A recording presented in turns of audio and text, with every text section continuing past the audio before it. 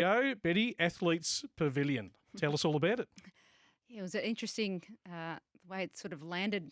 Athletes Pavilion. I was actually struggling with my own injuries, and anyone that knows me knows that I am injury plagued. 7 surgeries down, but I was sitting on my osteo's table You're and moving beautifully. swiftly through this hallway. But yeah, look, I was sitting on an osteo's table getting my back sorted out, and I was quite debilitated, to be honest. Couldn't get up in the morning, couldn't turn in bed, couldn't do any of those stuff, and we were brainstorming. And basically, I said I really want to help athletes who have struggled with having to give up their tennis career or sporting career and have lost their identity, and how do you work through that in a community sort of way where you can connect with other people that have gone through the same thing. So the page was created on Facebook, and it's really just a community that comes together, share their stories, share where they're at, maybe something inspiring, maybe something motivational that could help others on their journey, because it's a lonely place, especially for tennis players. Once their career has, well, basically they've departed from that career or that identity, it's difficult to navigate the real world. And we've Yep. heard that, and we've seen it happen, and we've seen the positive stories, but we've also seen the ugly stories. Absolutely. So at Athletes Pavilion on Facebook and Instagram. So if you're on your phone tonight, you can search Athletes Pavilion, or one word.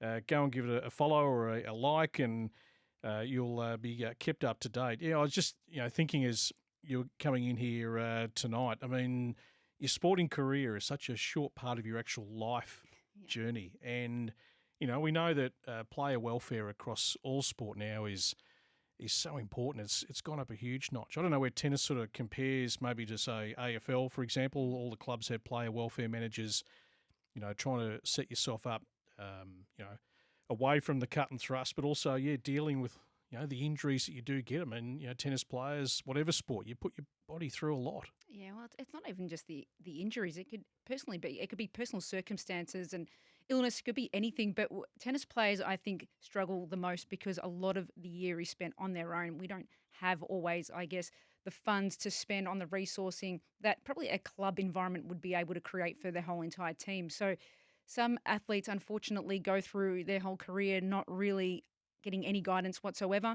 And it's just through hearsay or, hey, maybe a friend talking about something that prompts that idea. But it's really important to create people, a network of people that they can connect with, Yep. feel that they're not alone in this. But it's also inspiring and uplifting, and understanding how do you find your identity away from the sport once it's not there any longer. And I've suffered from that big time.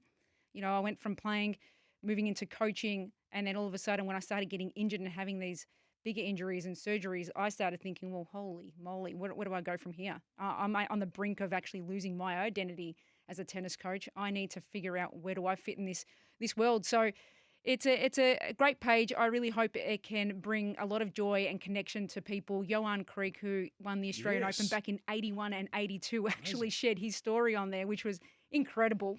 What he's gone through and how he spoke about his lack of identity once he got injured, and how he lived a little bit of a dangerous life.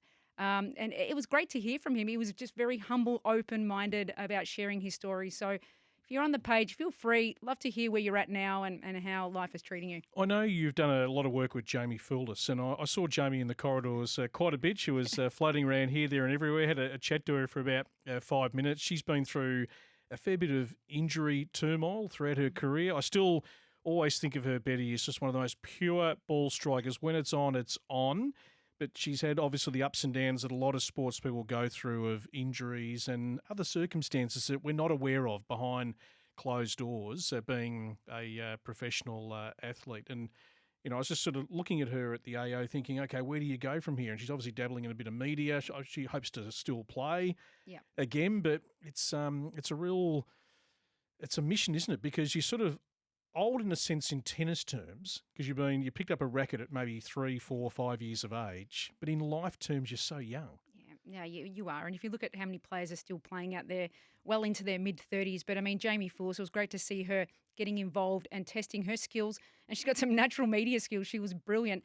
But yeah, Very look, good. she has suffered a lot of injury, and I'm actually catching up with Jamie this week. And hey, Jamie, if you're listening to this, let's make sure we definitely catch up. No, we're going to be catching up on Thursday. Yep. But it's it's great to see where she's dabbling into and challenging herself in media. But look, it is difficult, and injuries come from several different things, stresses. It could just be genes. It could be from all sorts of things, wear and tear on the body. But it's real. It is something that we need to pay attention to. We do need to kind of create some balance with athletes in all sports. It's not just tennis. It's all sports. They require balance outside of their sport and understanding who they are away from their given sport. Facebook, Instagram at Athletes Pavilion. Give it a search right now. Follow, get involved, share your story, and we'll keep updated through you, Betty. And if there's any great little stories emerging, let us know. Definitely.